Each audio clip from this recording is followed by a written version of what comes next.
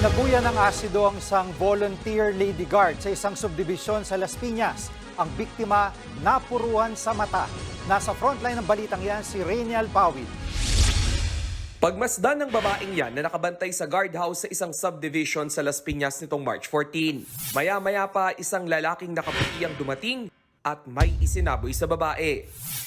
Napatayo ang babae habang nakahawak sa kanyang mukha at namimilipit sa sakit. Ang babae sa CCTV nakilalang si Sarah Jane San Jose, 38 anyos at volunteer lady guard sa subdivision. Ang isinaboy sa kanya, asido pala. Sana matulungan ako para sa hustisya sa gumawa sa akin nito. Ako po ay sinabuyan ng asido sa mata. Hanggang ngayon po wala pa pong pagkakakilala yung gumawa nito sa akin. Kwento ni Sarah Jane, ilang beses niyang nakitang dumaan ng sospek na parang may inaabangan. Sa iba pang kuha ng CCTV na ispatan ng lalaki sa bukana ng subdivision bago pa ang insidente. Sisilipin na raw sana ni Sarah Jane ang salarin.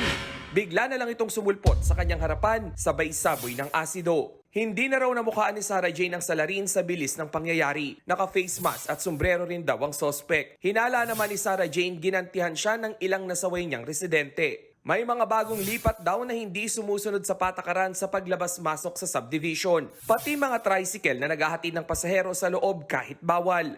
At mga truck na hindi tumitigil para ma-inspeksyon sa guardhouse. Yung isa po doon, ma'am, talagang pinag-iinitan na po yung management. Bali na sagot po siya. Nagpapagaling sa ospital si Sarah Jane na napuruhan ng mga mata sa acid attack. Tinamaan din ang kanyang bibig at ilong. Yung sa mukha ko naman po, wala naman po siyang napnos. Kasi nahilamusan naman po siya agad. Kaso ang pinakamalala po yung sa mata ko.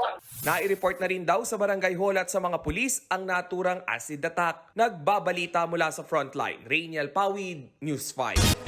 Mga kapatid, Jiggy Manikad po, iba na ang may alam at may pakialam sa panahon ngayon. Para sa konkreto, kumpleto at komprehensibong balitaan sa Frontline, mag-follow at mag-subscribe sa social media pages ng News 5.